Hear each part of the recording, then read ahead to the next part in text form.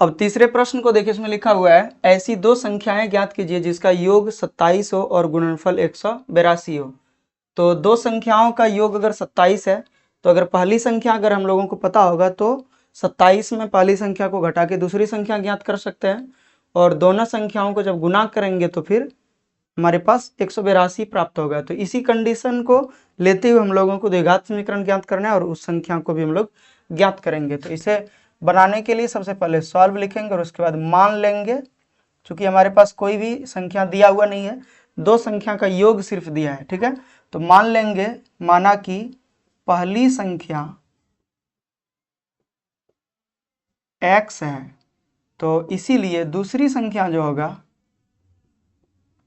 वो 27 में से अगर हम लोग माइनस कर दें पहली संख्या को तो दूसरी संख्या प्राप्त होगा।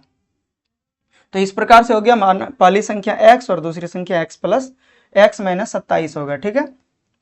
अब बोला है कि दोनों का गुणनफल यानी कि x गुना 27 घटा x को अगर गुना करते हैं तो गुणनफल 182 होगा। तो लिखेंगे अब प्रश्न में देखिए कहा जा रहा है कि दोनों संख्याओं का गुणनफल 182 है। तो इसीलिए लिखेंगे 27 घटा x ये संख्या और फिर गुना करेंगे x, दोनों को गुना करते हैं इसको और इसको, तो 182 प्राप्त होगा। अब क्या होगा देखिए, 27 गुना x लिखेंगे तो 27x और x गुना x लिखेंगे तो माइनस में, यहाँ पे माइनस है तो माइनस में x स्क्वायर और ये चले जाएगा इस साइड में तो माइनस में 182 बराबर 0 होगा। अब माइनस कॉमन अगर ले लें तो एक्स स्क्वायर प्लस में हो जाएगा, 27 प्लस में है तो माइनस में हो जाएगा और ये माइनस में है तो ये प्लस में हो जाएगा, 182 बराबर 0। ये माइनस जो यहाँ पर आया था इसको इस साइड भेज देंगे तो 0 के बराबर जाके खत्म हो जाएगा, क्योंकि कोई भी वैल्यू को अगर 0 में ले जाते हैं तो वो 0 कंप्लीटली खत्म कर देता है उसको, ठीक है। तो यही चीज़ यहाँ हुआ। हम लोग लिख सकते हैं ब्रैकेट दे के माइनस में बाहर में, लेकिन लिखने से कोई फायदा नहीं है, इसीलिए डायरेक्ट हम लोग ऐसे करके लिख दिए, ठीक है।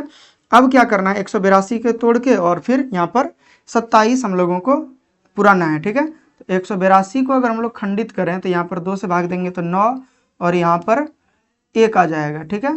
फिर 13 से भाग देंगे, 13 से 91 होता है, तो यहाँ पर देखिए ये आ गया 2 गुना 13 गुना 7। तो हम लोगों को 27 पुराना है, तो 27 प्राप्त करने के लिए 7 गुना 2 करते हैं तो 14 हो जाता है। 14x माइनस में और माइनस में 13x ले लें तो माइनस में 27x प्राप्त होता है। मतलब माइनस 27x को हम लोग लिख सकते हैं माइनस 14x माइनस 13x। तो यही लिखना है, x square minus 14x minus 13x और प्लस में 182 बराबर 0। अब इन दोनों में आप देख सकते हैं कि x कॉमन मिल रहा है तो यहाँ पर x बचेगा, कॉमन अगर x ले लें तो x बचेगा और यहाँ पे माइनस में 14 बचेगा, चूँकि x बाहर हो चुका है। यहाँ पे माइनस 13 अगर बाहर कर लें तो यहाँ पे प्लस में x बचेगा और यहाँ पर माइनस में 14 हो जाएगा बराबर 0। चूँकि 182 को हम लोग 13 गुना 14 लिख सकते हैं इसीलिए, और यहाँ पर माइनस है और ये माइनस है, दोनों गुना करेंगे तो माइनस माइनस प्लस हो जाएगा 182। तो इसमें कोई तरह का दिक्कत नहीं है।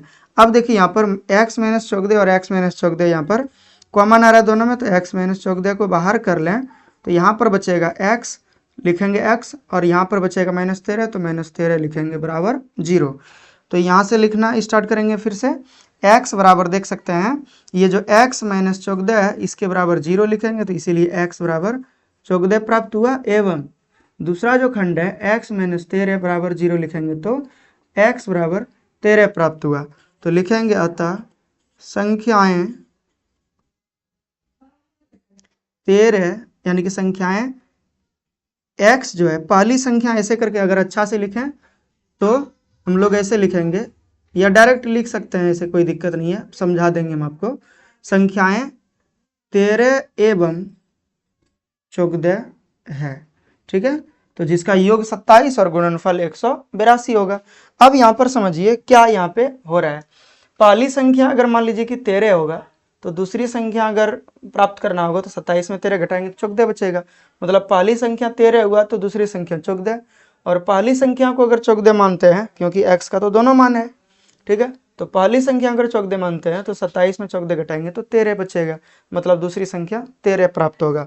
तो इस तरह से हमारे पास यानी कि ये सवाल बन के तैयार है, ठीक है। तो अब आगे इसका स्क्रीनशॉट ले सकते हैं। अब हम लोग अगला 4 नंबर के सवाल को बनाएंगे।